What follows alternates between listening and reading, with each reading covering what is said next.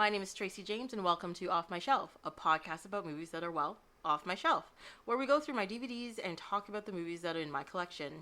In this episode, I'm sitting with my friend Sarah Behl. We are going to be talking about the movies Adaptation and Adventures in Babysitting. Welcome. Thanks for having me. Glad you could be here on this wonderful Saturday afternoon to talk about fun things while eating candy and drinking alcohol. It's a good day. Woo! I guess we're going to start with Adaptation, the 2002 movie directed by Spike Jonze. I apparently haven't watched a lot of my movies in a really long time because I'm starting to realize I don't remember so much. I have forgotten so much about everything. It's kind of ridiculous. But I'll let you start. Like, what did you think of the movie? Of Adaptation? Yeah. So I only watched this movie because you had asked me to be on this podcast and we were going to be talking about this movie. Mm-hmm. And then I was filled with such rage when I realized what it was. Oh, really? Why? Our good friend Charlie Kaufman is the reason. Am I going to ask? Hold on. Are you actually talking about the writer, Charlie Kaufman, or are you talking about the character in the movie, Charlie Kaufman? I'm talking about whatever iteration of Charlie Kaufman that exists to make this movie. Because it's agonizing to me. Oh, God. Okay, well, I mean, I must admit, like, while watching the movie, I found it a bit tiring, but I found it interesting, right? I didn't think it was bad. I didn't think it was overdone. Yes, it was melodramatic at certain points or whatever, but at the same time, I was okay with it. But like, I need more explanation of this like, oh, Charlie Kaufman.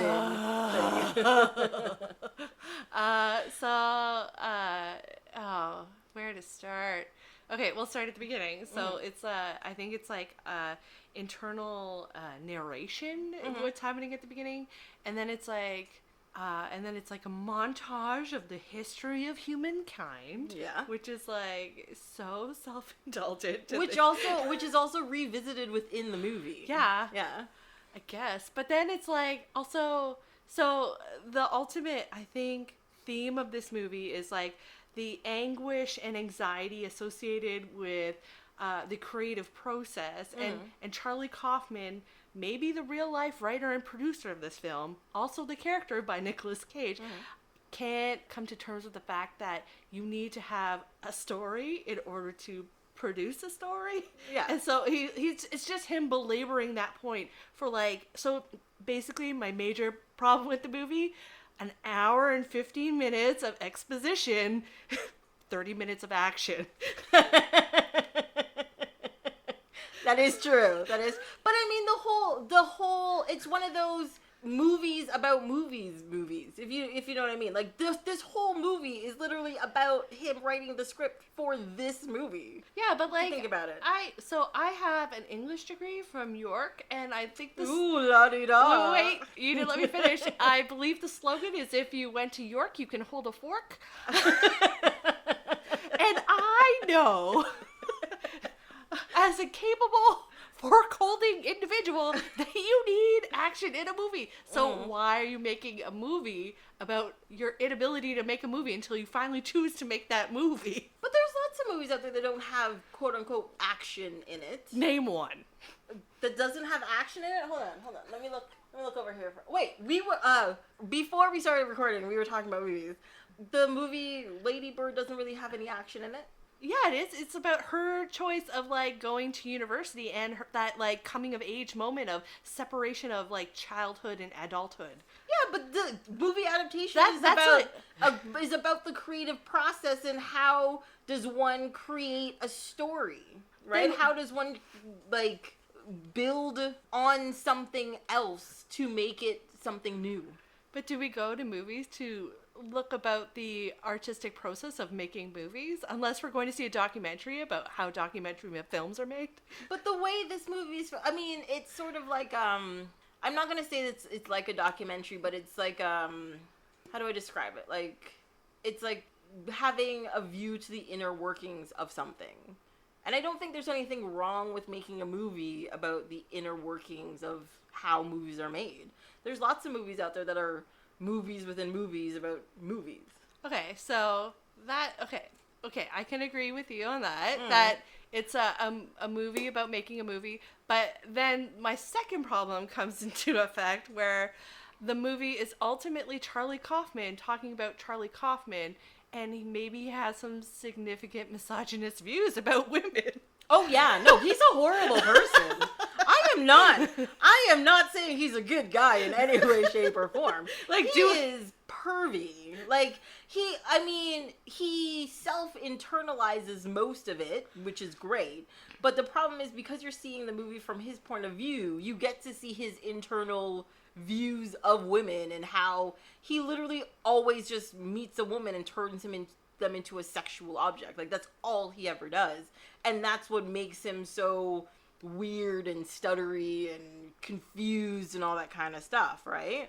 Yeah, and not only that, I think it goes further as to, like, to say that it's not only his point of view, but it's the only point of view. So, like, when he is interpreting Meryl Streep, for instance, which is the female writer of the novel, it's not from, so even though Meryl Streep has some narration in the film, it's not from her perspective. It's from his perspective, writing her perspective.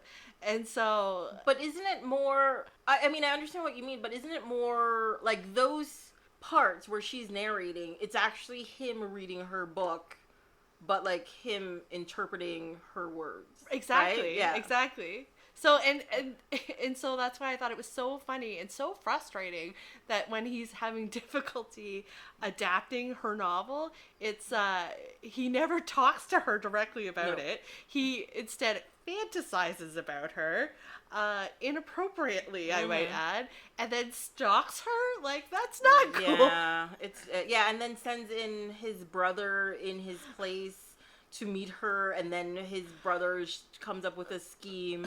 But the thing is, that whole scheme at the end too, I keep trying to figure out the way the movie is, because as soon as his brother comes in to help him with the script, the whole tone of the film changes, right? Yeah. And I know it's because of the brother's influence, but within the movie, in, like, the world of the movie, I keep trying to figure out if at that point in time it switches to the movie being made, or is it actually happening in their world, if you understand what I mean.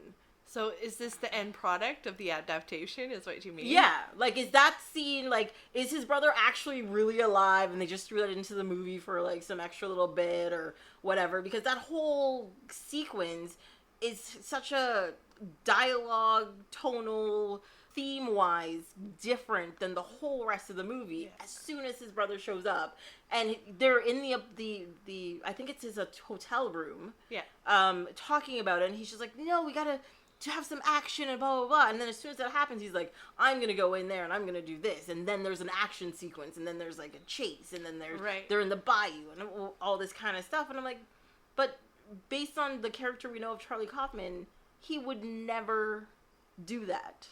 So I think it was exposed to us earlier in the movie that the brother was just a device of a multiple personality disorder. Yeah. And so then by the point where we have to reconcile some action, because then otherwise we have no final act or the third act, which Charlie Kaufman says he doesn't know about anyways, and I think he's a liar.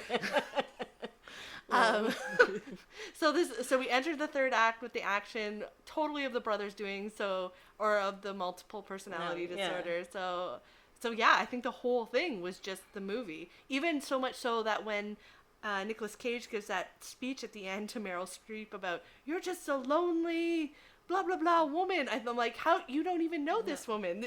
It's been your interpretation of her the entire time. Yeah. So that's why I think it's of his own device entirely. Yeah, he's never actually talked to her at any point in time, you know? Like, he stalks her, shows up at her house. Yeah, she's on drugs and high or whatever, but that's not his business at that point in time. It's like, who are you and why are you there?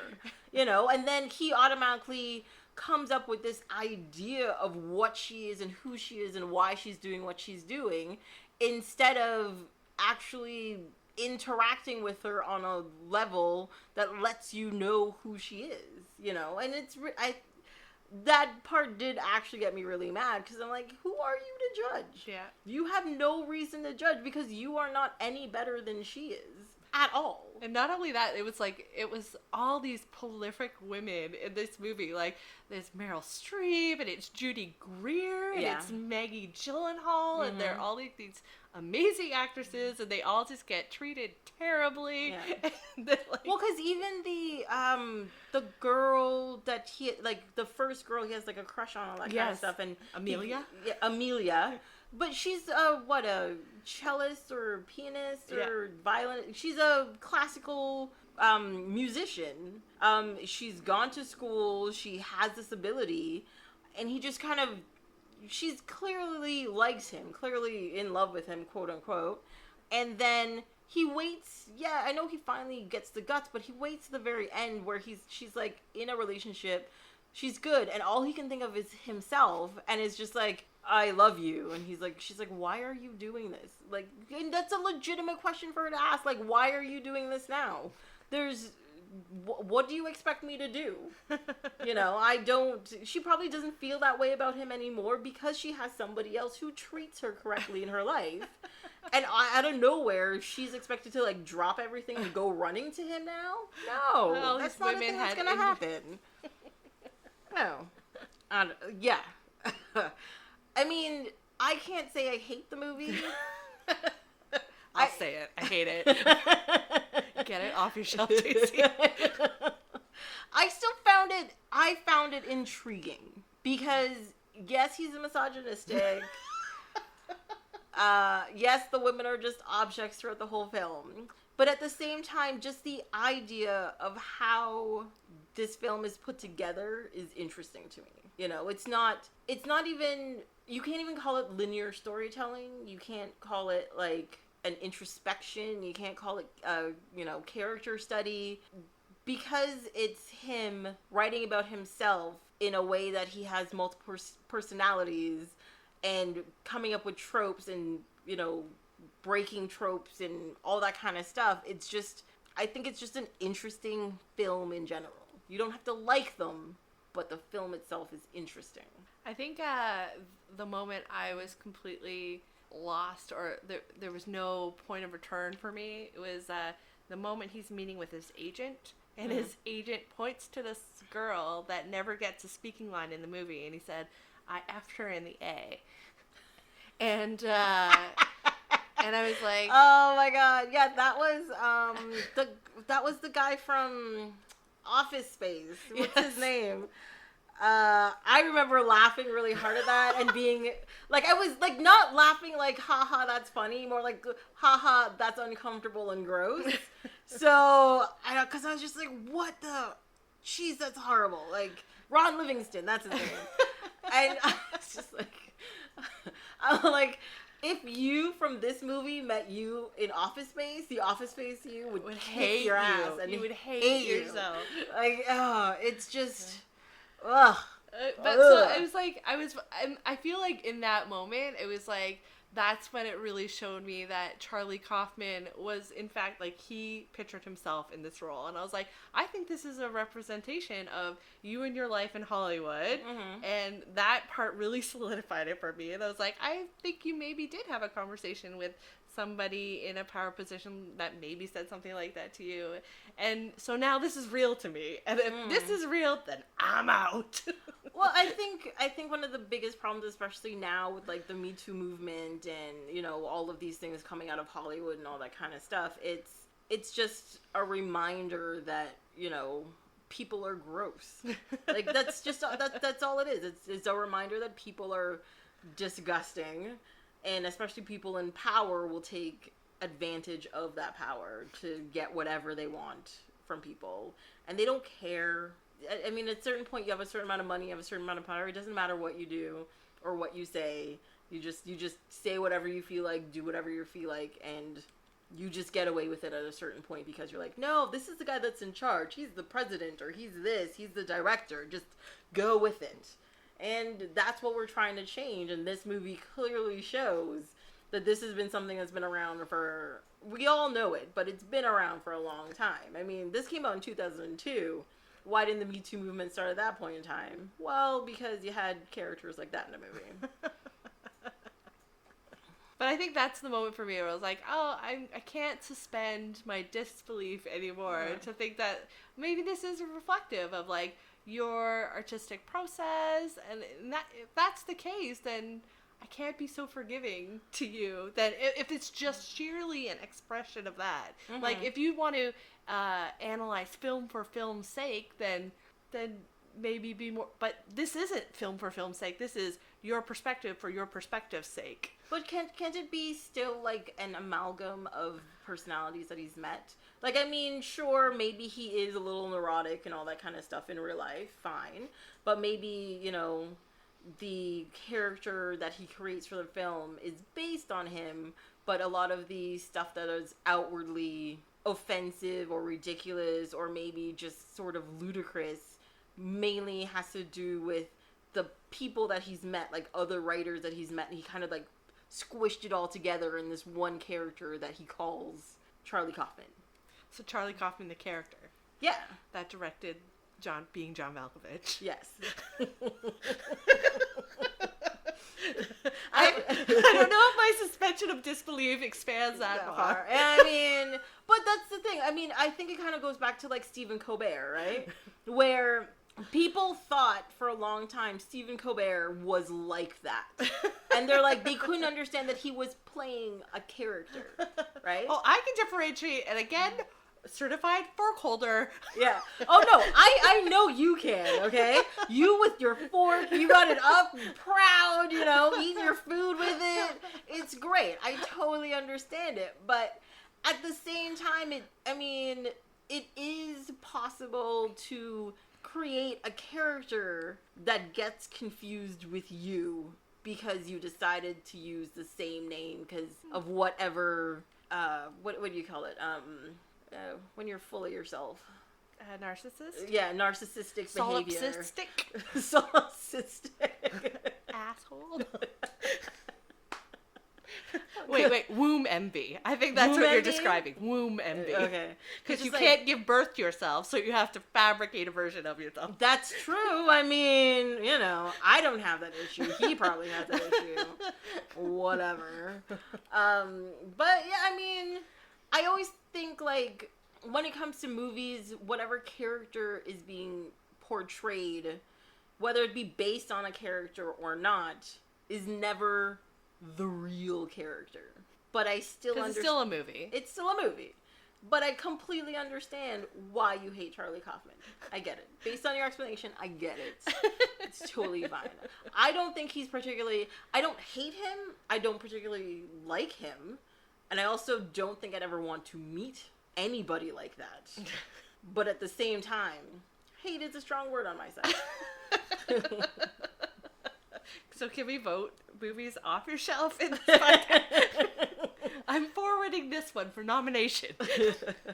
Well, we can vote them off after we've watched them, so we're all good there. We're all good. I mean, there are definitely a few movies on there that I'm not looking forward to watching, simply because of their content, or people who are in them, and I'm just like, I don't know if I can watch this movie. Like, I just don't. Yeah. So, we'll see when we get there, how well I do. It's gonna be a journey. It's gonna be a journey.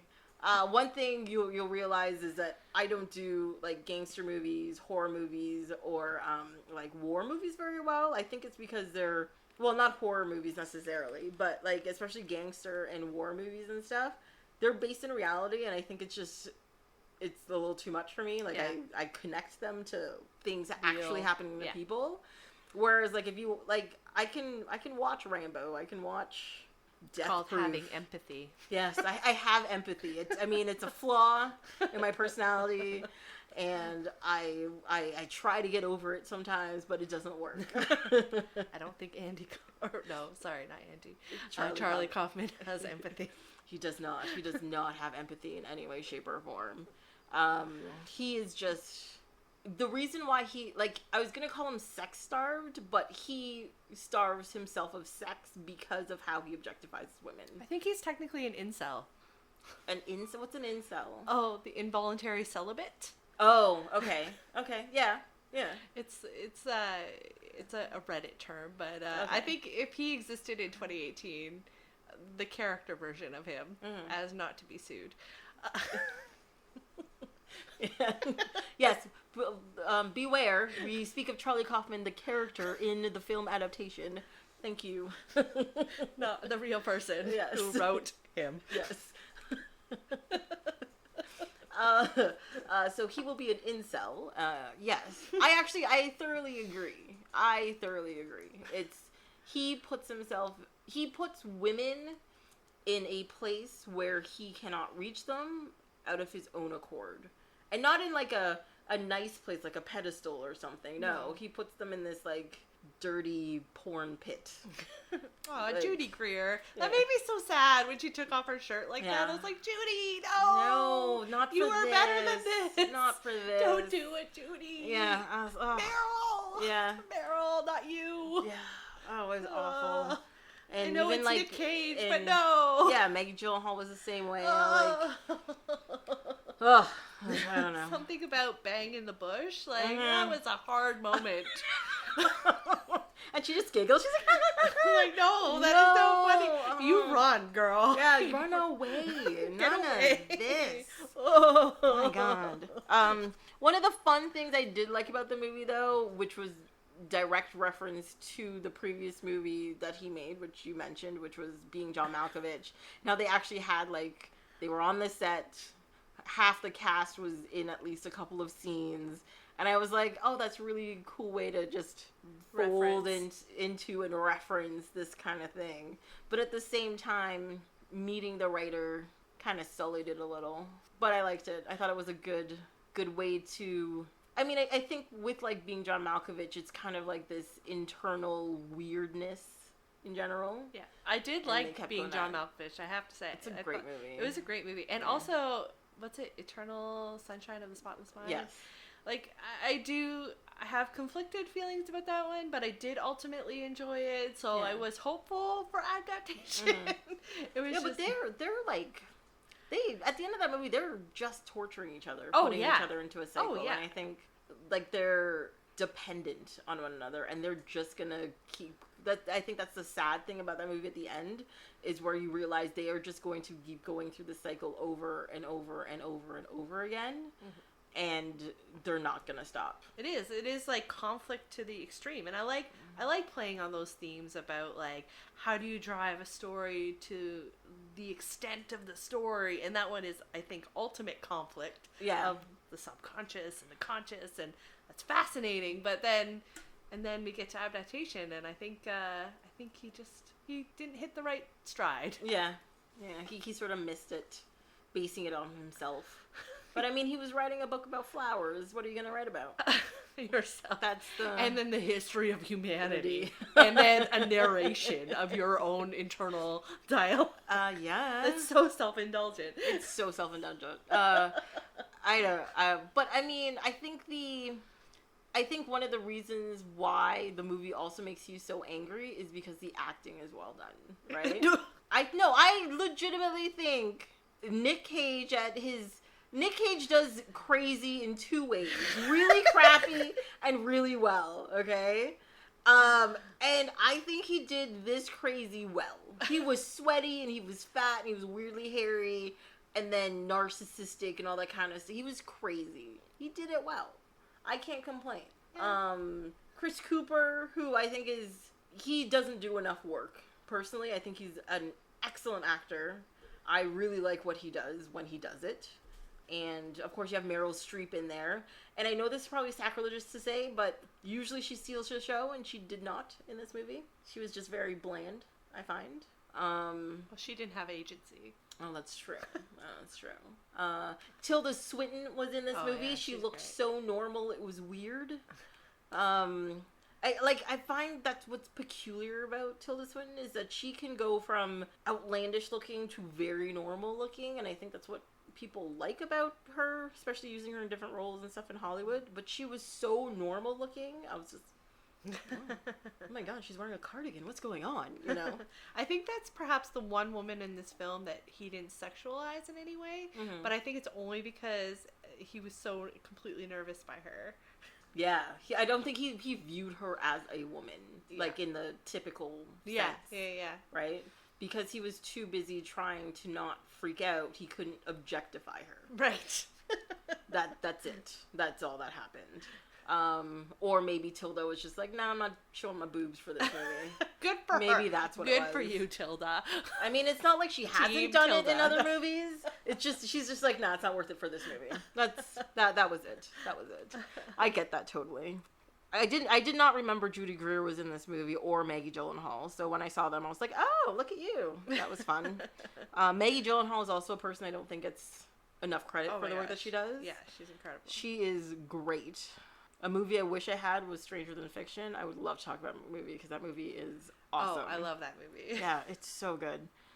It's just like every layer and every actor and how the story progresses and, you know, and they even do of course, the narration thing is a whole Well, I think part it's of more the movie, like but... it's referencing like the literary tradition in that respect. So they are kind of like acknowledging like the supernatural in a way, almost and how the characters are affected by this like narrative structure. But I like that. I think that's done in like a really well done way. Yeah. It doesn't come across as a not cliche, but oh my god. Well, I don't know words today, apparently. Brought to you by Crazy Uncle Hard Ginger Ale. You're welcome, people. You're welcome. There's my plug. What do you call it when something's done? Oh no, I don't even know how to describe the word I'm trying to look for. Never mind. We're gonna skip that whole bit. Never mind. We're gonna just skip it. We're just gonna go right ahead. But yes, in Stranger Than Fiction, that whole voiceover thing works. It real works good, really well. Yeah. I think it's because it's not driven by somebody who ultimately wrote the movie. That might be part of it as well. And the things that she says in it actually adds to the character, or actually adds to the story development overall. Yeah. So it doesn't seem frivolous or pointless. It seems, you know, noteworthy, and you want to pay attention to words that are being said. Right. You know. So I think it works. I think it works really good. What else? Oh, the scene where Chris Cooper's character is telling how he lost his teeth and all that kind of stuff. That was like you know something bad's gonna happen just simply because of the setup and like when he's telling the story. But like it was filmed so well, it was paced really well. Yeah. And it was a heartbreaking moment for sure. Oh yeah. I even liked the delivery, the one-line delivery he made about something about his ex, and he said he just called her like a bee and then like moved off, and you're like, oh no, there's something there. And so I was happy in that one moment when they got back to that moment. I was like, oh good, you're not completely like hanging us off the ledge, like, because we want to know why that character has no front teeth, and like why he's so hardened and why he gave up on the fish so easily. So exactly, because he is an interesting like character, even if he didn't get to be the star of the movie. I mean, he's interesting, but based on the description of his character, he is also self-righteous and narcissistic as well. He's into himself, but also, like, the part where she's at the dinner party and they're making fun of him, and one of the patrons, hold on, I have a note on this, calls him a sociopath for having no teeth, and he's like, why is he subjecting people to look at that?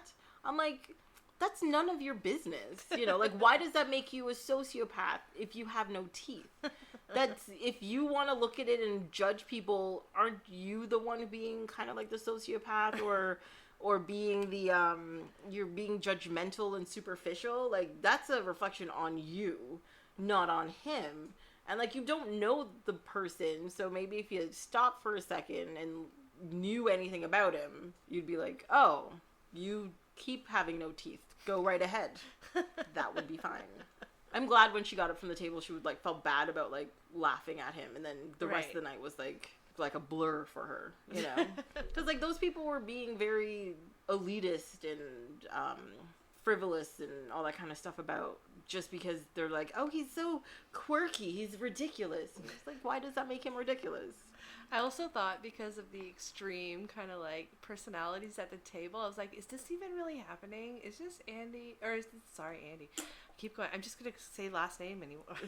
Is this just Kaufman like fabricating of what he would imagine this dinner to be like? Because like it was so exaggerated to me. Like it didn't even seem like real conversation. I was just like, I've never been at a dinner table like that. Yeah, like... it was actually one of the few scenes where with her where it didn't start with him.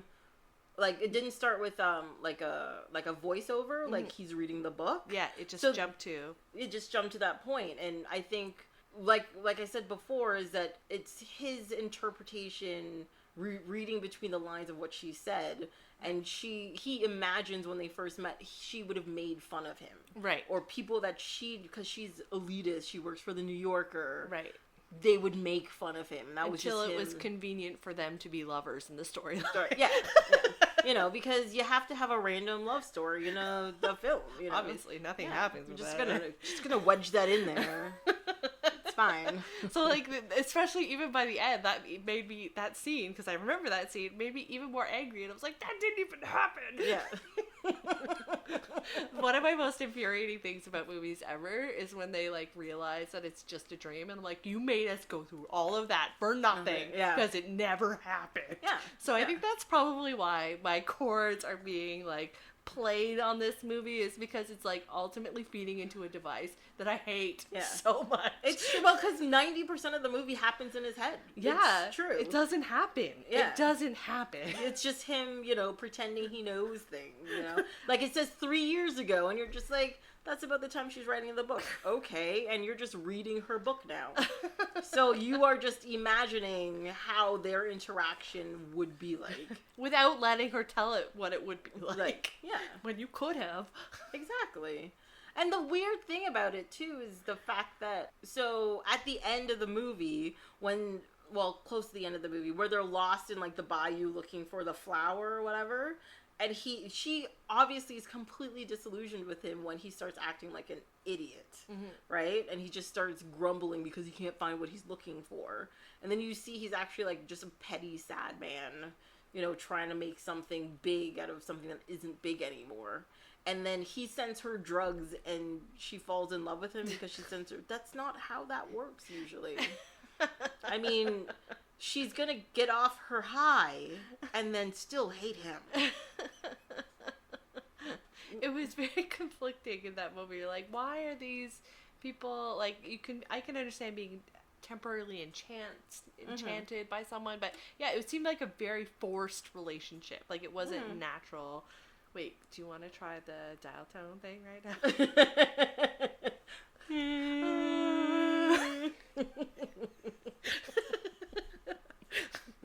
It's so stupid. But the thing that I thought was funny about it was the fact that, of course, like with everything that happens in the movie, they talk about it during the script writing part with his back and forth with his brother, right. How they have to force a relationship in movies, even when it's not necessary, because you can't have a movie without, like, a love scene. Yes. I'm telling you, the thing is this movie is so meta. It's layer upon layer upon layer that's self-referential. They just get into it. That's all it is. That's all it is.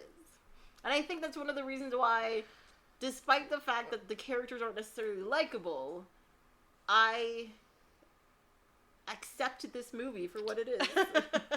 I still want action the moment the camera starts. Like, you're just like, it's 3 seconds. Nothing's blown up. What's going on? I don't need backstory. I don't need any context as to it's happening. Why is it happening? I don't need artist anguish. I experienced that in real life. I don't need to have that reflected back to me on screen from Nicolas Cage. But he, like, I mean, you can't go wrong with some Nicolas Cage movies. I'm just letting you know. Yes, you can. Yes, you can. You can go very wrong with some Nicolas Cage movies. What am I talking about? Have you seen National Treasure? Season of the Witch. Oh my god, I know.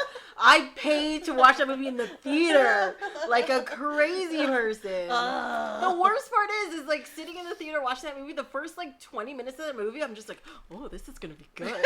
This is going to be one of the good ones. And then it just goes straight downhill. It's not even down a hill. It's off a cliff. It's just like flat drop, just off. It's garbage. 20 minutes of like, ooh, this is going to be fun. I like what they're setting up here. And then 60 minutes of garbage. I'm just like, no, this is... Oh my god.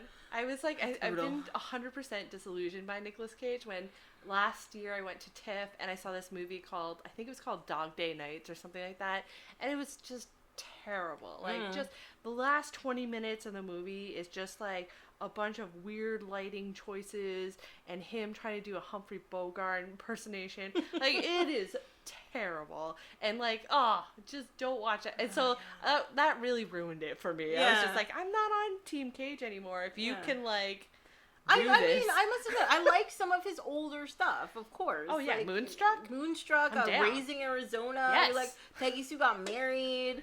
I'm trying to. What's the one with the teenage superheroes that he's in? Superheroes. Chloe, Moretz. Oh yeah, he's in oh my god. Chloe Grace Martinez. Yes, he plays the dad. He plays Big Daddy, and she's the daughter. Hit Girl. I love that. Yeah, that movie's great. And why can't I remember the name of it right now? Kick-Ass. There it is. I got it. Yeah, no, that movie was great. Like, but also he's not the focus of the movie. No, right? He is just in it for like half an hour or so, and then he's gone. So it's not so bad. I mean, a couple of years ago he did The Weatherman, and he did 2 movies that year, and I thought both of them were good movies. But it was he was kind of like, he wasn't manic, he was toned down. And I think that's one of the reasons why I liked it. Oh, it was Lord of War. That was the other one. Lord of War was kind of hard to watch, but it's a solid film, I must admit. Maybe rewatching it, I might not think so, but at the time I thought it was a solid film. So, but it's been a while. But yeah, like, he's done some solid stuff, but like, I'm sorry, I'm never going to watch Ghost Rider. I've never watched it. I'm glad I've never watched it. And I love superhero movies. And it's a thing that's not going to happen. Oh, wait, he was in the Teen Titans movie. Was he really? He's Superman. Oh, he finally gets to be Superman? He finally got to be Superman. Okay. That was a great cameo. Yeah. Oh, my God. I'm really glad that live action Superman movie never got made. Oh, I'm so happy. That would have been... Who was it? It was Darren Aronofsky was supposed to direct it or something? No idea. And I saw the screen test for it. I was like, what is wrong with you people? Everything about this is awful. Jeez. Oh. Sometimes when you give people too much money and too much freedom, they just come up with some nonsense. Bad choices. Bad choices. So many bad choices. I guess we could... Well, this is not segueing. I'm just changing the subject. Next alphabetical movie, please. Okay, we're gonna go completely just different and go into Adventures in Babysitting. Classic hijinks of young people in the 80s. Amazing. Getting done. So that was 1987, directed by Chris Columbus, guy who directed some classic movies, including most recently some of the Harry Potter films and stuff. But yeah, he was into 80s hijinks at the time, apparently, and Elisabeth Shue got her stardom started on there. Yes. And there were a lot of interesting cameos in there. Anthony Rapp was in it. He played the best friend. I was like, what? How he's on Star Trek. It's so good. And bringing down... The gay couple. Yeah. I love that. That's a gay couple. That's true. First gay couple on Star Trek. Yeah. That's a big deal. Yeah. I mean, but the thing that bothered me about it is the fact that... How do I put this? Okay, so you know how despite the third Star Trek movie for, like, the new movies that came out not too long ago, Star Trek not Into Darkness. What was the third one called? Something Darkness. No, wasn't Into Darkness the Wrath of Khan? Oh, right. One? I don't know. What's the one? I remember there's a motorcycle. Yeah. Oh my God. There's a Beastie Boys reference. Another Beastie Boys? No, it's the same Beastie Boys reference. It made me so angry. I was just like, at least pick a different song. We get it. Sabotage a different is cool. Beastie Boys song. They have a lot of songs. Okay, just pick a different Brass one. Monkey. Yeah. I'm down. The Eggman. Intergalactic. Yeah, Planetary. Come on. There's so many choices to be had there. Just do it. But the thing is, in that specific movie, that's the one where you find out Sulu's like gay in the Star Trek universe, but they never focus on it, which is how I think it would work in that time period. Right. You know, they get on just like with their lives. It's just they're people doing stuff. Whatever. Okay, they're a couple. They probably don't even label it as gay anymore. They're just a couple. Right. You know, whereas I think on the show, at a certain point in time, they focused on it a little too hard, and I was just like, we don't need all of this. You know, just show them being a couple. Just show them being normal. Just show them doing what they do. But then they started to focus, and I was like, you don't need the focus on it. Just to represent, you don't need to focus on stuff. Like Michael Burnham, they focus more on the fact that she was raised by Vulcans and the fact that she's black, but it's still about representation. She's black, right? But they're not like, hey, don't forget, she's got wavy hair. It's natural. And she's black. You know, they don't, you know, one of the helmsmen on the crew, I actually don't know what her name is, but she's got like mohawk going on, half her head shaved. She's black. They don't focus on her at all. But representation. That's all that matters. And that's what needs to happen well, I guess she's dead now, so I guess there's no more couple. Oh, spoilers. I don't want... I'm so sorry. I'm so sorry. It's going to be a hard moment. I don't have premium cable, so I haven't seen them all. I'm so sorry. It's okay. I just assumed they've been watched. It's okay. Time has passed. Spoiler alert. No, okay. But yeah. They'll live on in my heart. Yes. In the future. I like them as a couple. I thought they were a great couple on the show. And I was looking forward to seeing more of what they'll do with that. But I have a feeling, based on what happens, other things will happen. You'll be fine. You'll be fine. I'll get through it. You'll get through it. You'll get through it. So back to Adventures in Babysitting. Star Trek talk to Tracy. Well, this happened the last episode too. Broke up into Star Trek talk. I get easily distracted by Star Trek people, okay? Come on. A second podcast. It's random things about Star Trek. What's the deal with Data? Apparently, he is programmed with all kinds of sexual things. This comes up in episode 2 of the show. What? That's it. That's all I got. I'm gonna stop now. It's fine. Back to Adventures in Babysitting. I rewatched this movie, and I think the movie has aged really well, and I still enjoy it. Oh, it's such a good movie. Mm-hmm. I love this movie. Even when I was a kid, I loved this movie. Like, I love the opening montage, like, her getting ready for her date. Oh, that dress is so 80s. the sparkle and she even looks like a 30-year-old woman, like how she's like, her hair is styled, and like her makeup choices, like she looks older, and so I was always surprised to watch it later in life, and I've watched it a number of times to be like, she's only 17. She's only 17. But that's the thing, I don't find she looks old though. Like, no, she's just styled older. Like, I imagine her to be like mature. Like she's like a 30-year-old woman. Yeah, and, like, I know she's actually 17.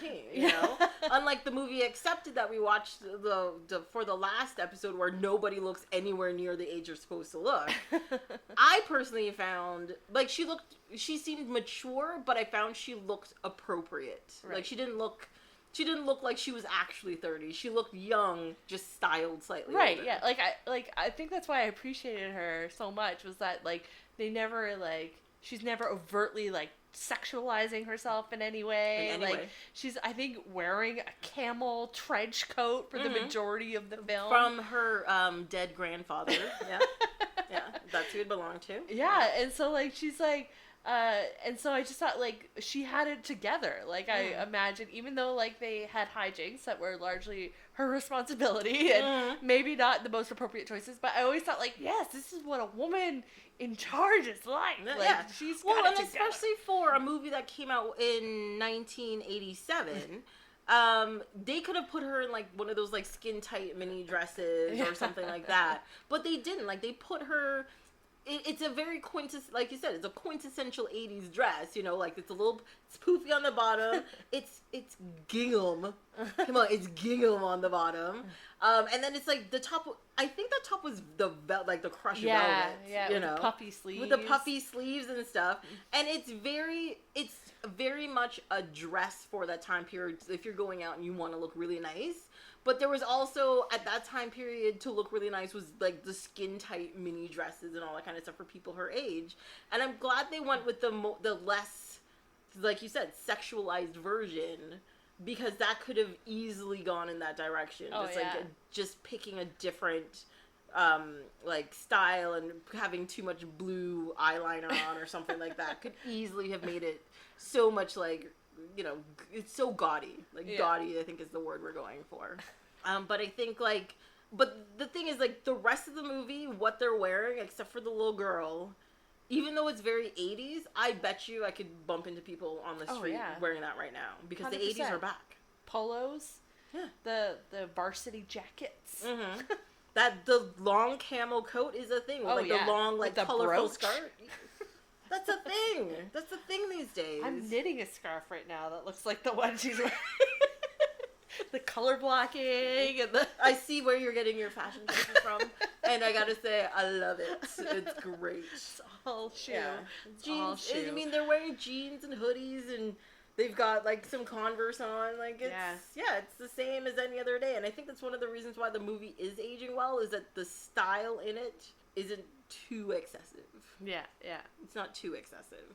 Except for the scene where they go with the parents and they go into the room with the coats. Cocktail party. And it's all fur coats. That's not a thing anymore. That doesn't PETA happen. will show up and throw blood on you. Like, well, unless you're wearing a Canada Goose coat, I mean. Oh, yeah, that's true. Canada Goose coats are everywhere, but PETA doesn't seem to notice that for some reason. Convenient. Yeah. I guess who one of their sponsors is. I actually don't know who their sponsors are. It's fine. But yeah, like the fur's not on the outside, so it's fine. No, I don't think that's how it works. Thanks. The bird's gonna be dead to get all those feathers. Sadly.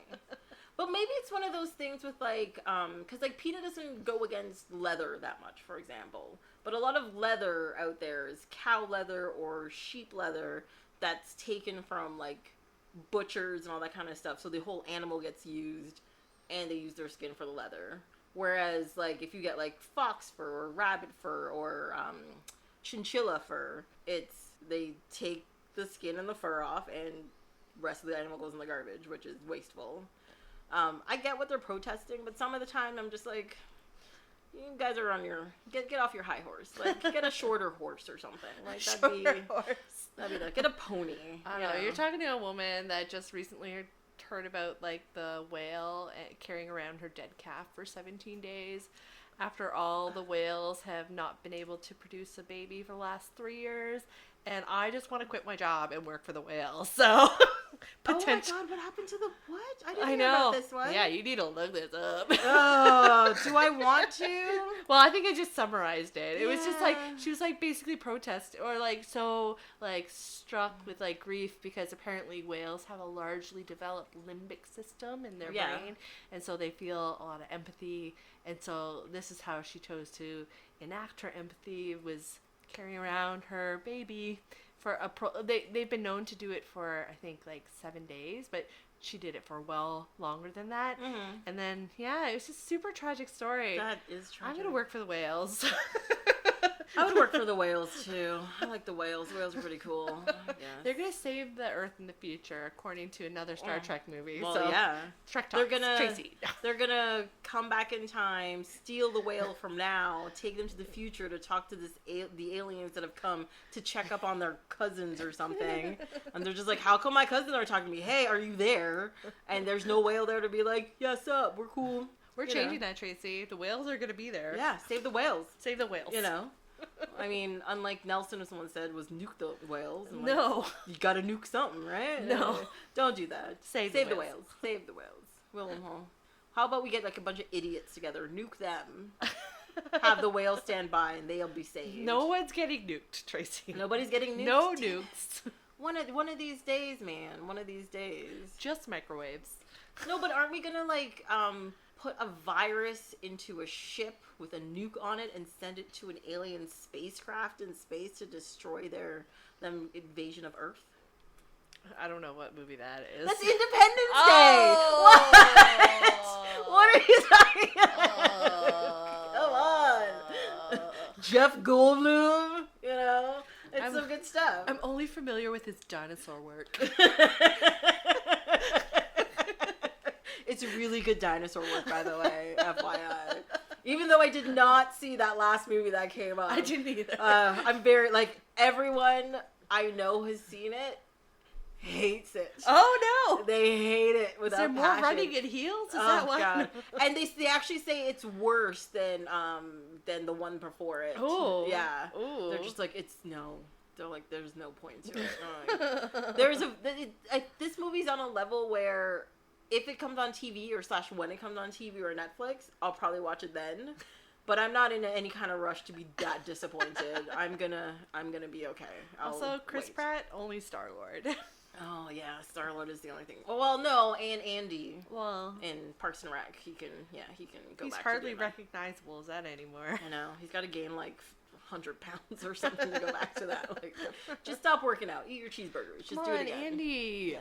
I remember the end of that show because he was working out to do the whole Star-Lord thing, and they actually brought it up in the show, and his character was like, yeah, just stop drinking beer. That's what his character said. Like, I was like, you know what? Based on the character, I believe that. Yeah, like, that's a very Andy that. thing. Yeah, you know. Yeah, he should really just stick to being Star-Lord. I think that's his best thing right now. But he also, wait, no. Did you see Infinity War? Okay, so I fell asleep. Oh, God. But Jeff told me what happened. But, like, to be honest, okay, that was my other problem with it. I have the same problem as Infinity War as I have with Adaptation, which is get on with it. Like, let's just, like, introduce characters endlessly and never tell a story. Like, that is a way to infuriate me really quickly. Well, the whole thing about Infinity War was all the movies that came before it was the introduction. We know this. We don't need any introductions. They could just be standing in a room together and we'd be like, fine, I accept this, continue. But you have to catch up with them. You have to know what they've been doing for a while. We don't care. I don't care how they met. I don't care their backstories. I just want to know what they're doing and why are they together. You didn't want to know that, like, Scarlet Witch and Vision, you know, ran away to Europe to have a little love nest. You need to know these things. Oh, I fell asleep during that part. I had no idea about it. That was like at the beginning of the movie. Maybe I was already sleeping because it was that boring. Unlike Adventures in Babysitting, action right away. Right away. Right away. That whole dance sequence, everybody knows about doing that. You know, you're getting ready, you're pumping yourself out, put on your favorite song, you're just dancing around that room. I imagine that's what it was going to be like. I remember watching this as a kid. I'm like, yes, that's what it's going to be like when I'm a teenager. Yeah. I'm going to put on songs from the 1950s and have cool dresses and have choreography done to, you know, so I sing everything into, like, my bedpost. My boyfriend's going to have a fancy vanity plate. It's going to be amazing. So cool. Amazing. He did, by the way, and it was 1984 Buick. It was his dad's car. What was the license plate? 1984 Buick. That was the license plate? Yeah, it was the vanity plate. Oh my God. That's what it was.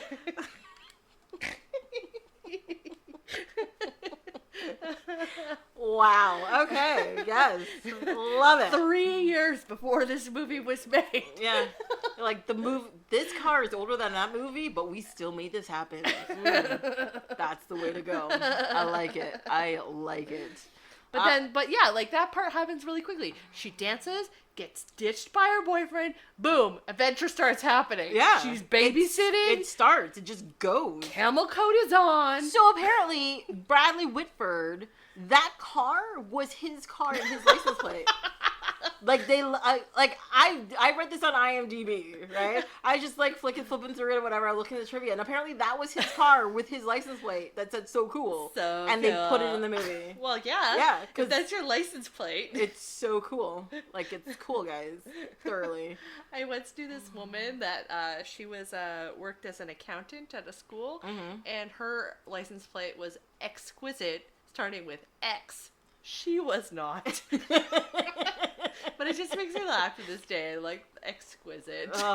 Every once in a while just pops in your head, you're like, oh, look at you. Look at you. Exquisite.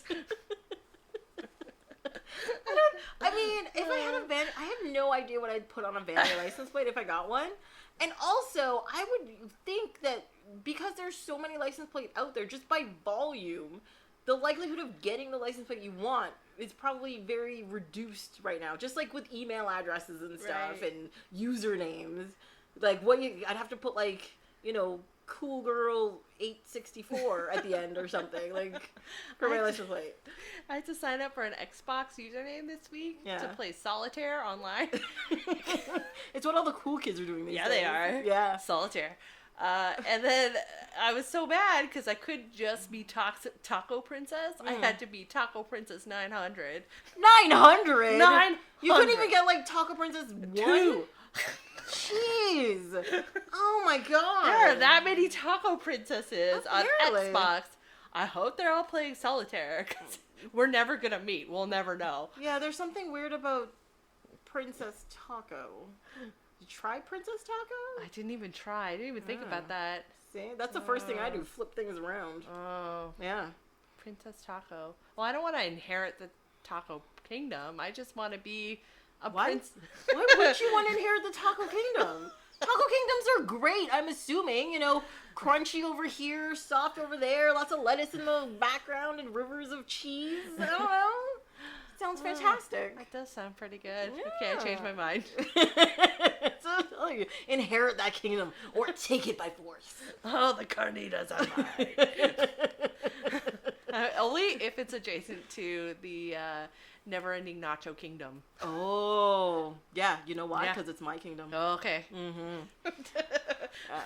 You guys, it's going to take a minute for you to get that joke. I apologize. Thanks. I'm the worst. Yeah.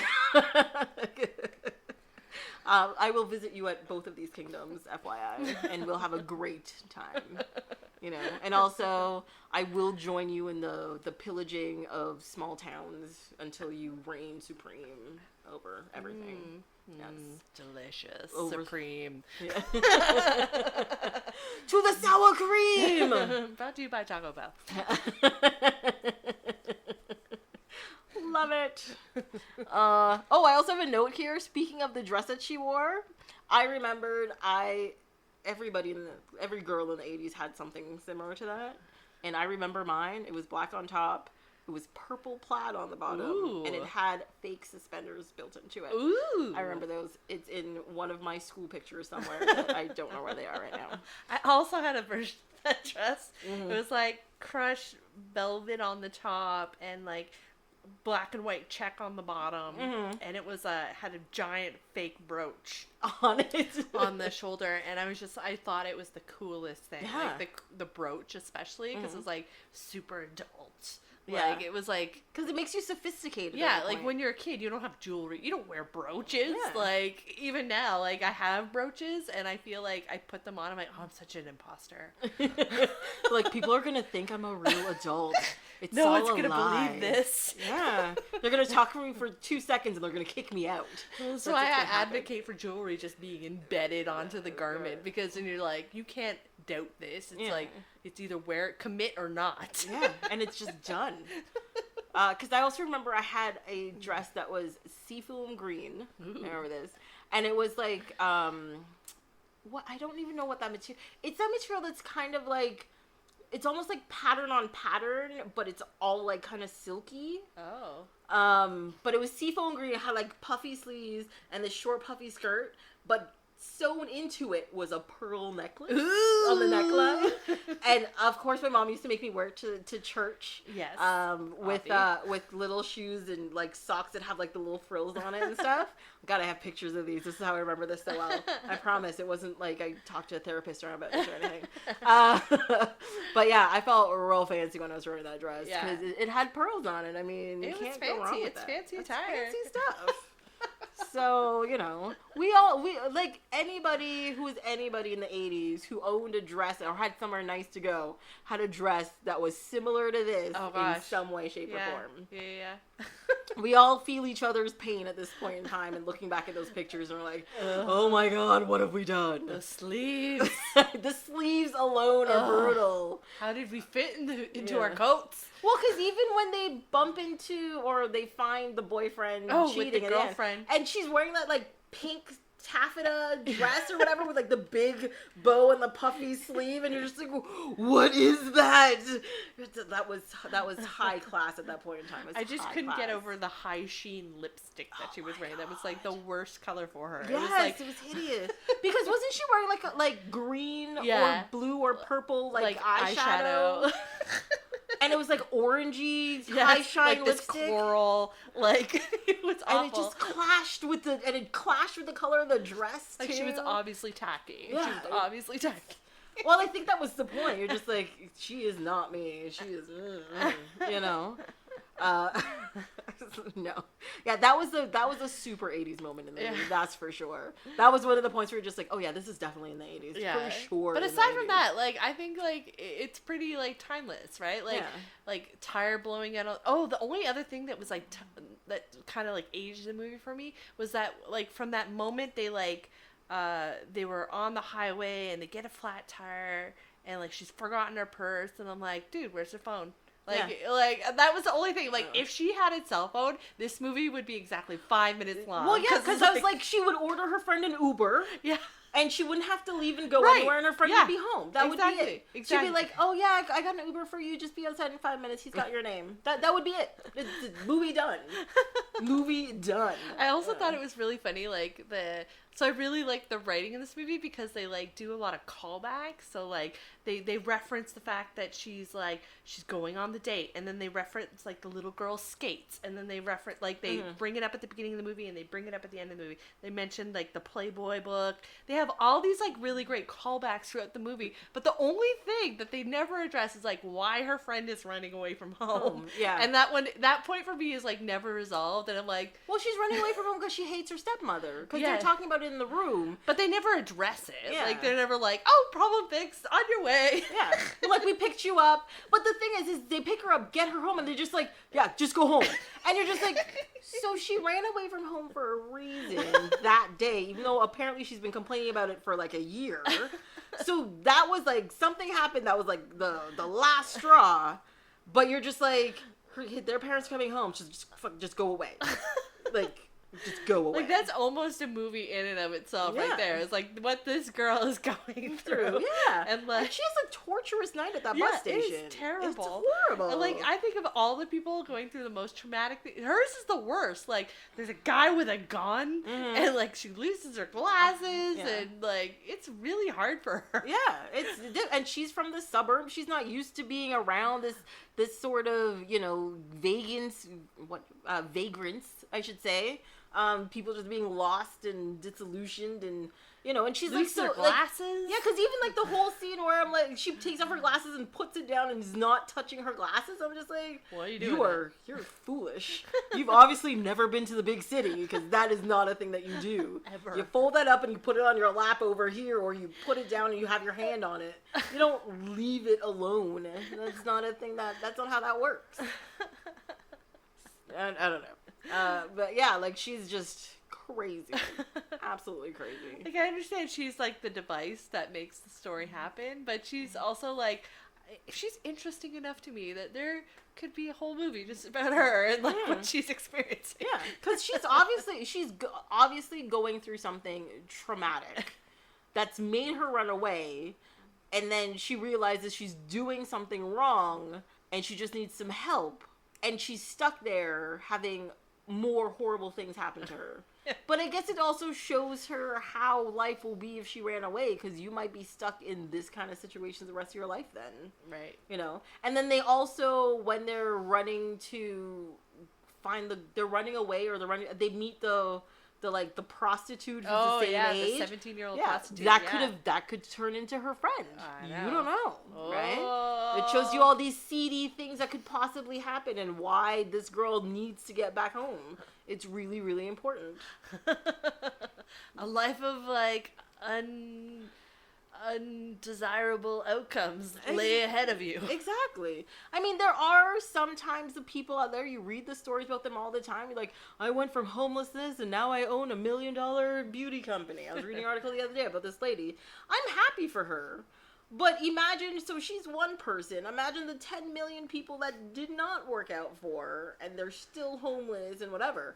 That could have been her. That could have been her. I did really like in this movie, though, they do kind of, like, explore that theme a lot of, like, showing all the people in the city, not just, like, the fancy cocktail party, which is, like, I feel like most movies about cities represent, but they show, like, the gang fight, even though it was so silly and exaggerated. That is the lamest gang I've ever seen. Both of them. They remind me of, like West Side Story, the Sharks and the Jets. I thought they were going to just start snapping their fingers anyway. They're like, yeah. Oh. Or, like, the Beat It video, or, like, the Bad video or whatever, and they start, like, dance fighting. That's all I could think of. Ugh. Yeah. It was really funny. The version of the movie I was watching, I rented it from the library, and for some reason, like, certain words were, like, not bleeped, but, you know, like, slightly altered. Yes. And so, like, when they're on that train in the gangs, they're throwing around the B word quite a lot. But instead of the B word, they're saying bit. Yeah. Like, bit. And really? Yeah, which I thought was, like, really odd, because, like, just a moment later, Elisabeth Shue, like, grabs the knife or something, and she says, "Don't F with the babysitter." Yeah. And I was like, okay. And they left that in? They left the full F in, but, like, everything else was bit. And I was like, what? Well, you know what it might be? Because it's a PG-rated film, right? Yeah. They're allowed to use the F word once in a PG-rated film. Do you remember them using the F word again in the movie? I don't remember any other F word except for that F word. Yeah. But that was a good F word, I have to say. Well, because the DVD version I have is unedited, and there's a lot more swearing in it than I remember. Because even in that scene, because they say don't F with the whatever the name of the gang is, but on, like, the TV version and stuff, it's fool. Yeah. Right? And she says you don't fool with the babysitter. Right. And they don't call her the B word. They call her a witch, I think, instead. Okay. Like, there's a couple of instances of that, and like every time I heard a swear word, I was like, what? I don't. There's a lot of swearing in this movie. Yeah, there's surprisingly, like, the uncut version, there's a surprising amount of swearing in it. I just was not. I think it's because over the years I've mainly watched it, like, on TV. It's on, like, TBS or something. Right. It's edited down for TV. It's all PG and all this kind of stuff. So you don't get it. They show that movie on Disney. Like, they're gonna cut all that stuff out. So then I'm watching it, and I was just like, oh yeah, there is cussing in this movie, isn't there? I get it. Okay. There you go. I was a little bit shocked by it, but yeah, I looked it up too, and I was like, oh, here are the common phrases that they change in different languages and all this kind of stuff, and I was like, okay, I'm fine with this. But yeah, no, I think it definitely, like, I don't think the swearing is gratuitous or anything. I just think, like, it's, when they do use it, it's well placed and you understand why they would use it in the situation. But at the same time, because I'm not used to it being there, I'm just like, what? It's like watching a whole new movie again. Yeah. Like, I struggled to find things to watch in company with my 7-year-old daughter, and I thought this was gonna be like one of those movies. I was like, oh yeah, I could totally put this on and it's fine. And like, and she was watching it because she kept asking me about the friend, like when they were gonna go get her. Yeah. It's like, what about the friend? What about the friend? And I was like, I know, they're really leaving her hanging. Yeah. And so I know she was watching it, but I was like, oh, as I continued to watch it, I was like, oh, this is more problematic than I remember it being. Yeah, there's a certain point where you're just like, oh, this is probably not that kid-friendly. No. Yeah, no. But still a great movie. Yeah, it's still fun, you know. Show it again to her when she's like 14. Yeah. She'll enjoy all of appreciate it. it. She'll appreciate it. Even though it has a 7-year-old in it, like, the little girl is about that age, I think, right? She's like at 8 or 9, I think. Okay. Yeah, something like that, yeah. And I love her obsession with Thor, which I thought was really fun. Yeah. I thought, because it would have been so typical of the time to, like, princesses, or, like, even nowadays, they're like, I love Barbie, and, like, no, this little girl is, like, yeah, she's, like, Thor, she's about power, she's about comic books. I even remember at the time, like, thinking, like, yes. I like her, yeah, you know. Well, and that's the thing, like, I was never, like, a princessy girl, despite the fact that I'm surprisingly into Barbies. I do have a thing for Barbie. I was never princessy. I never wanted to be a Barbie princess. I just wanted to have a Barbie doll. Right. And I don't like the color pink, even though I do like fuchsia, but that's a much more intense color. I'm not a pink person. I don't care about tiaras and crowns and all that kind of stuff. So I've never wanted to be like a princessy person, but yeah, you see her in there and you're just like, oh, I can choose to be something else. Thank you. You know, like, this is allowed. I can pick something that's not considered quote unquote girly and still be a girl and be great and have a good time. Yeah, I remember watching it as a kid and thinking that. I was like, yes, finally, we're doing it. It's a big moment for me.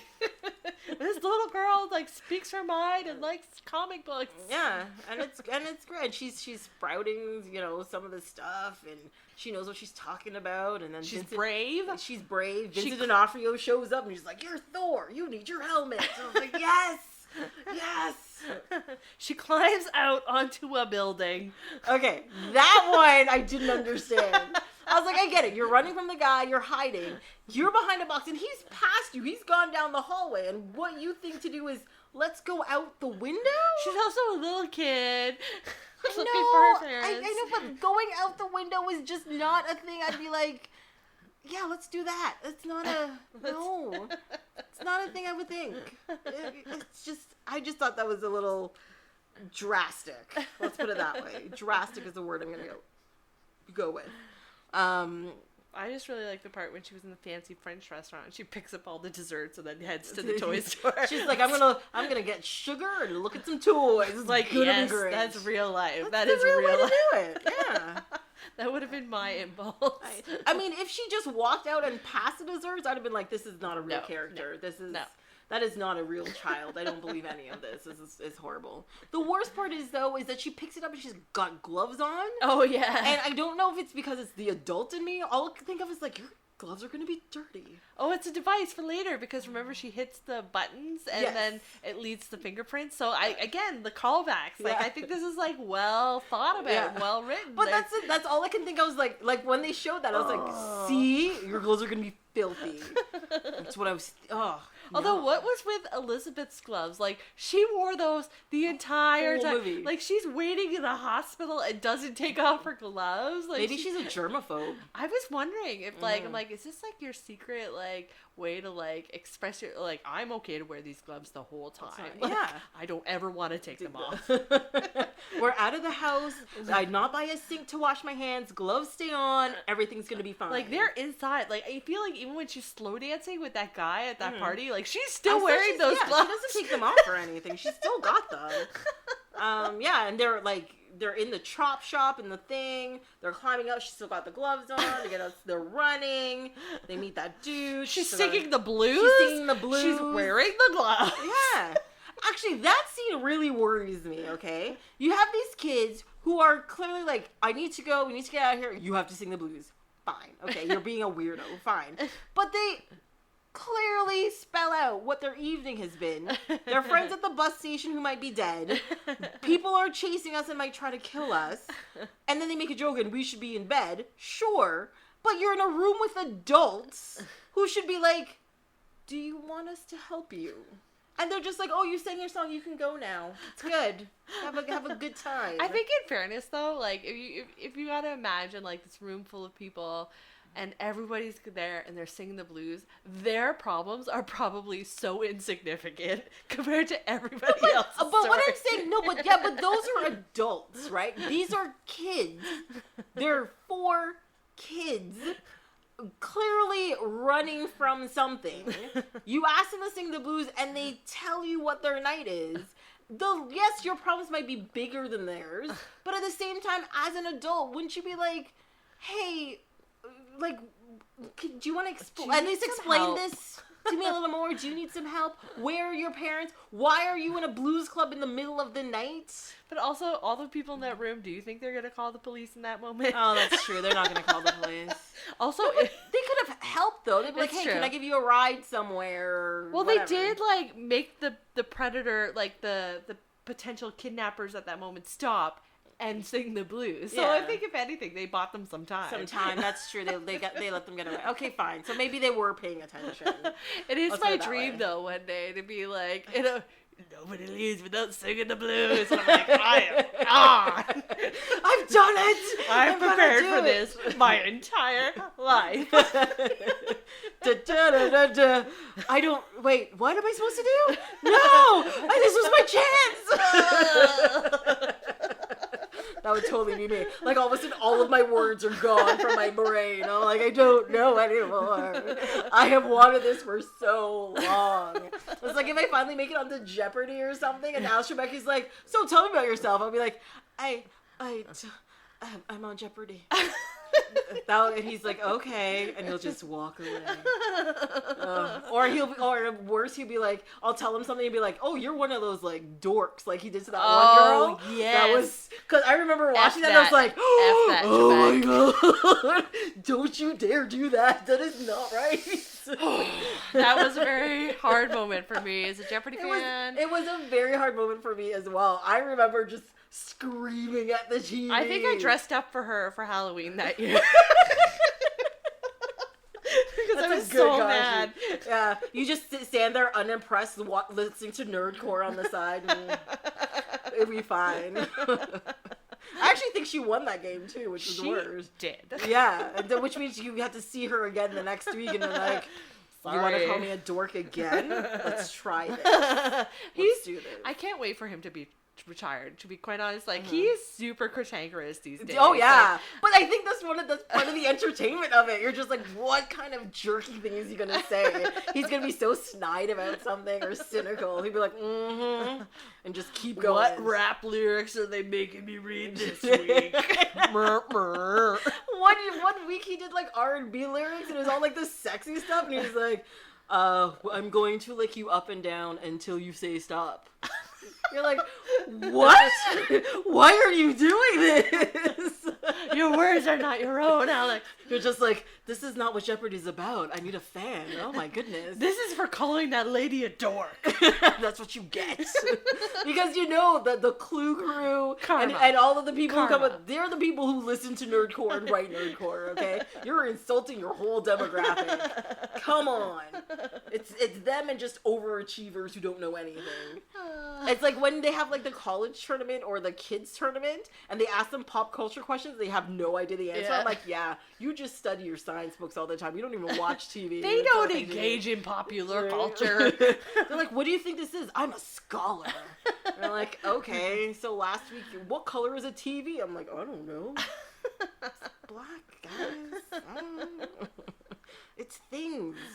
But then they know, like, the third lieutenant who won the Battle of something in 1296. And you're just like, there's something. What? They're on the Ivy track.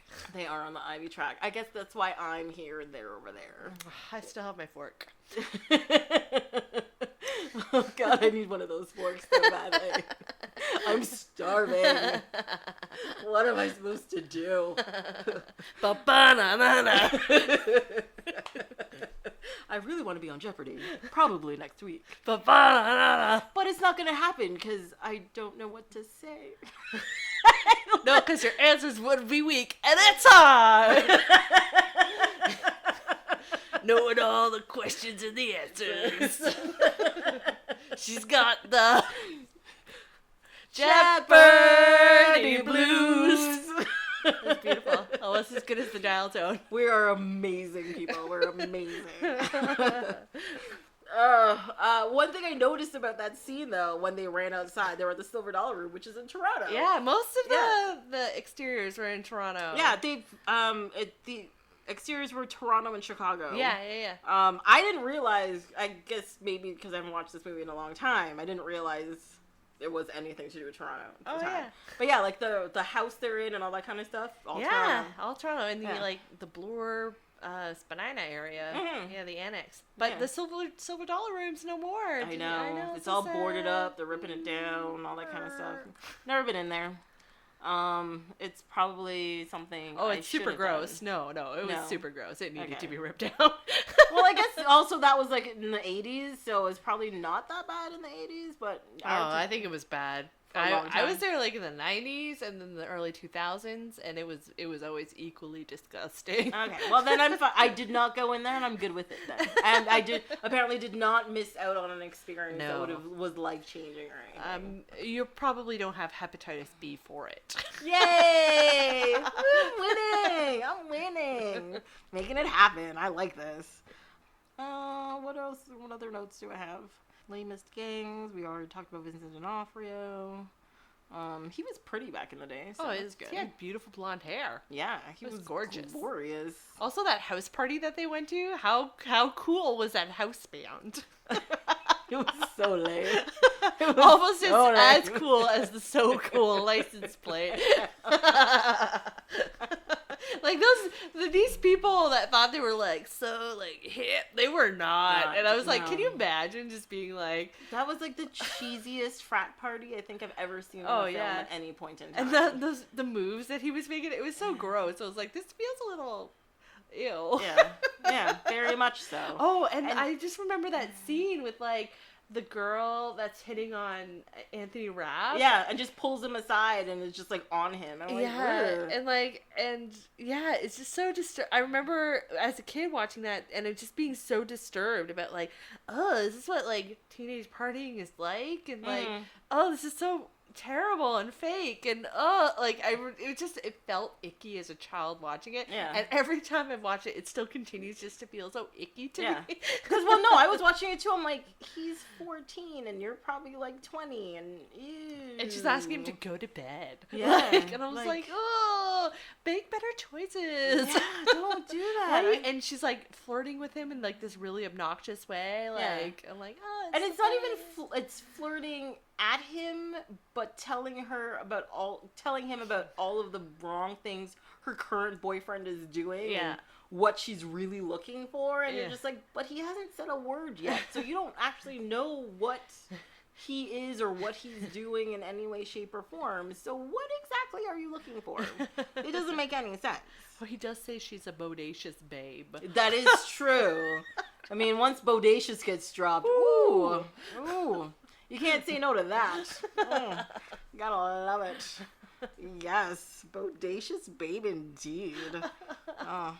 But also so I think like that part was problematic, and then the other part problematic for me was like the guy, the tow truck driver initially who like picks them up. Pruitt? Yeah, and then takes them to his house, I'm assuming, and then just starts firing a gun over the kids at somebody who's sleeping with his wife, presumably. Yeah. I was just like, I find that problematic too. Like, well, yeah, like it's adventure. I'm not.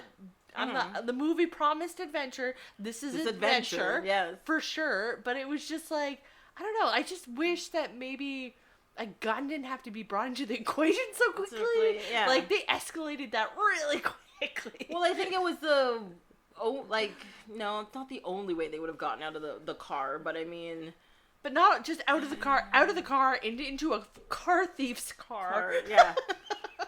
Which is, he was a very chivalrous thief. I'll give you that. Oh, he was great. He was, and he even ultimately helped them later on. And I think he was just more like a guy caught in the circumstance of the situation. Yeah. And he was even like trying to protect them by not just dropping them off anywhere. He took them back to where he perceived they could be safe, but were not. Yeah. But it was just like, I just thought it was very funny that they escalated it so rapidly. It was just like, you don't just have a flat tire. You are now with a guy who's in a... you're in mortal danger. You are in mortal danger. You are in peril. Yeah. Yeah. I mean, like, I know he initially wasn't going back to his house, but if he didn't get that call, they would have made it to the garage just fine and whatever. Yeah. But what's surprising to me is the fact that despite the fact that he was fighting with that dude that was sleeping with his wife and shooting his gun, he still managed to get the car to the mechanic at some point in time, who had enough time to fix everything on the vehicle. And I was just like, what?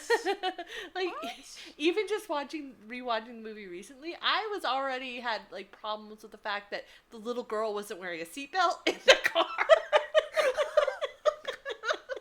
No, that is legit though.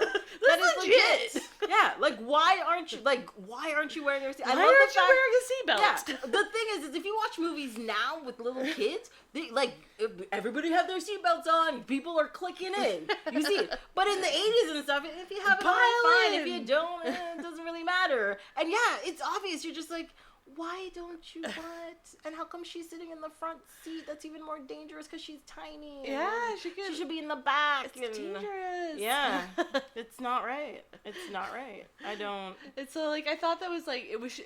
I guess not shocking, just like surprising. I guess as an adult with a child watching it and being like, oh. Yeah. Because you're clicking her in. I know, I'm clicking. That's the first thing I'm doing. Yeah, you get in, you click, then you click yourself, and then you go. Like that's how it works. You know. It's just like it was such a obvious like I guess sign of the times. It was like a very 80s moment because it was like I imagine like if they were to remake this movie, they'd have to construct a very interesting reason why none of them had cell phones, because I bet you even that little girl would have a cell phone, and then like also yes, they'd be clicking in. But they did a remake a few years ago for Disney Channel. I did not watch it. I didn't even see it. I refused to watch it. That's not a thing. It probably wouldn't have been as good. I'd imagine. I don't think so. It probably wouldn't put them in the same level of peril. No, it'd probably be something really like we got lost and somebody pointed us that way, but we should have gone that way. And no. I don't think anybody's getting stabbed in the foot and attacked by gangs and shot at and Playboy centerfolds or anything like that. So I don't know, but I'm not watching it. I don't have any need to watch it. No. I know my adventures in babysitting, and I'm good with what I got. It's Shue or nothing. Exactly. Jeez, they should know better. That's just how it is. Imagine she makes like a cameo in that movie or something. Oh, that would be good. I'd be fine with it. Yeah. I just thoroughly. I really thought this movie was going to age badly. I was like, oh no, it's going to be one of those like 80s movies that's going to age really horribly. And I'm like, no, I thoroughly enjoyed it beginning to end. No.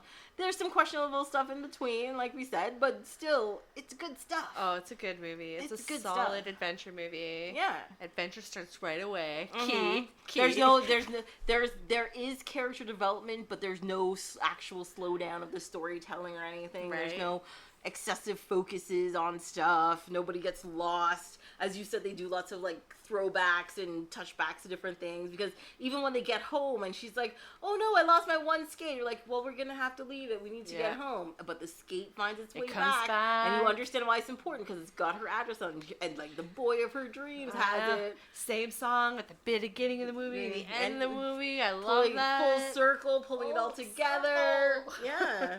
Loose ends tied off. Yeah.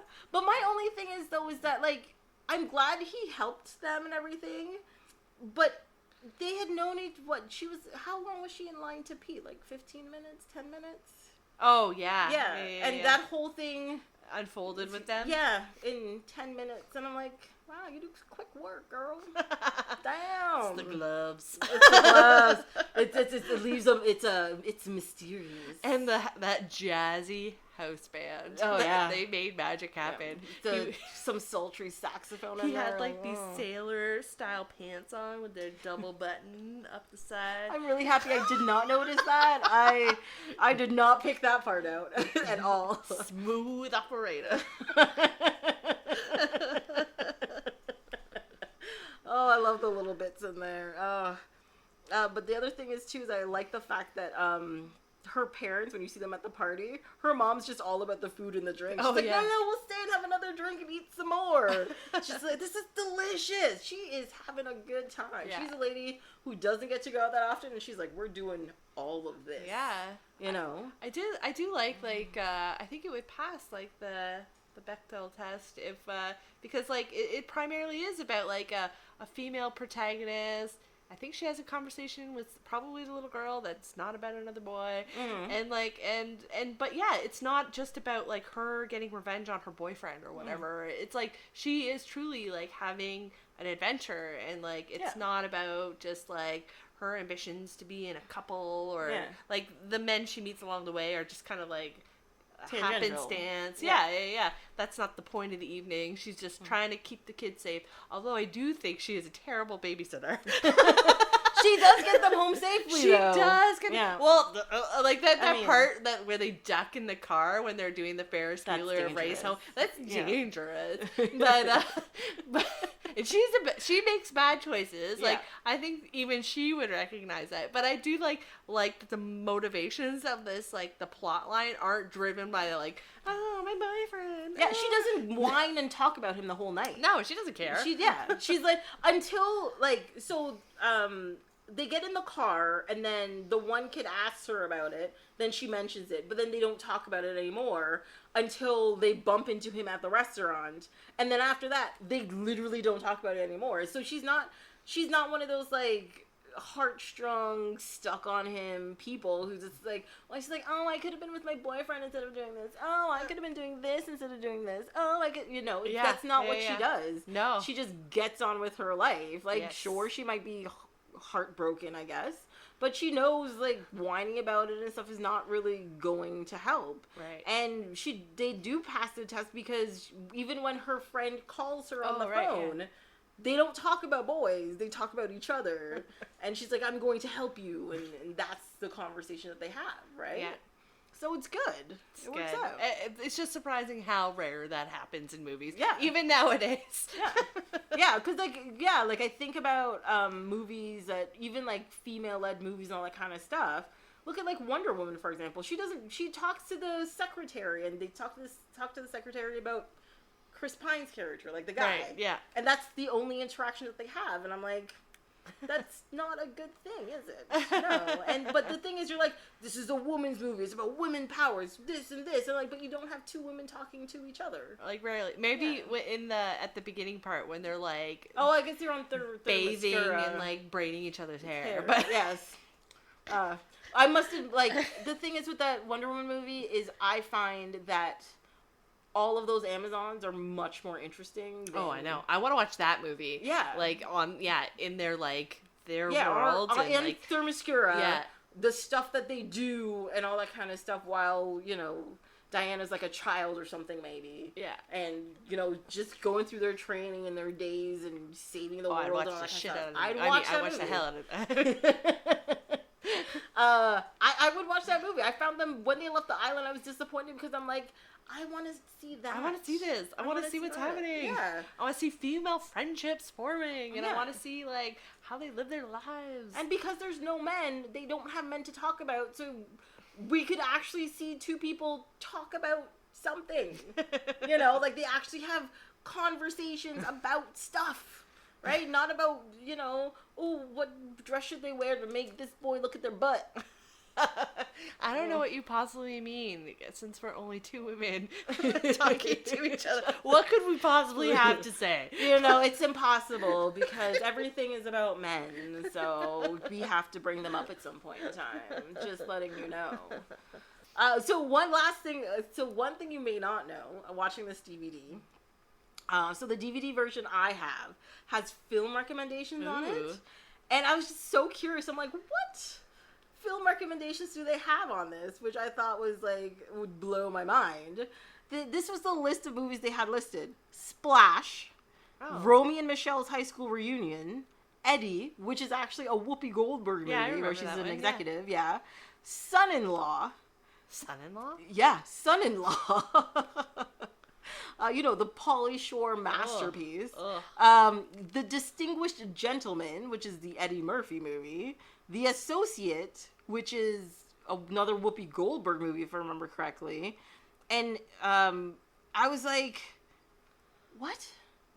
None of those movies feature teenagers in any way. Yeah, there's very little. I mean, they all sort of have Some hijinks. of them have female protagonists. Yeah. Some of them do. But yeah, half of them But don't. like most of those female protagonists are like, except for like the executive, like they're all like romantically driven stories, which is like very different. Yeah. And like, well, unless you count the men's stories, which are adventure based, but yeah. But also none of these movies are PG movies either. They're PG-13 or R-rated, or not R-rated. What's above? No, it's PG-13 or higher. Yeah. So yeah, they're not for kids. I mean, this is technically a kids movie. Like, why not Goonies? Yeah, like, why didn't you put... I mean, but maybe it's based on the studio or something. It was just, like, the movies that they had coming up or had recently released and they just put them on there or something. I don't even know. Did they show trailers? No, the trailers weren't on there. Oh. They just had them... Well, maybe they did. I didn't actually click on any of them. I just scrolled through the list. I don't know. But yeah, like, I mean, and these were all movies done in the 90s, which I thought was interesting. I guess that's when they just made the DVD. Yeah, I guess. Whatever came out, right? I don't know. I just thought that was an interesting tidbit to throw in there, and I was just kind of confused. I'm like, none of these go together. What are you even... This movie is very different from all of those things. Yeah. Like, I do like the Associate a lot, because, like, Eddie is where she pretends to be a man and then, like, only gains respect as a business person because she's pretending to be a man. Yeah. Which is great. So that's female empowerment kind of thing as well. Yeah, okay, I like that. So it's kind of like an adventure, not really adventure, because it's mostly, like, in closed doors. Like, I guess, like, the costume could be the adventure part, but it's not even adventuresome. Like, it's like, it's finance. Yeah. There you go. The excitement through numbers. Ooh. I like it. But yeah, that's it for me on that one. But anything else to say about Adventures in Babysitting? I love that movie. I vote that you should keep it. I will be keeping that one. I enjoy it thoroughly myself. Yes.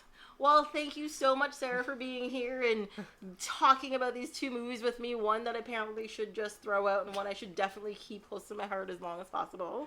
And I will possibly sort of go along with that. Yay! But that's it for this week of Off My Shelf. You can follow along on Instagram and Twitter at ohmyshelf, or you can send emails to ohmyshelf@gmail.com. Next time, I will be talking about The Adventures of Indiana Jones. I'm really looking forward to that episode because I love those movies. Hope you'll be here to listen.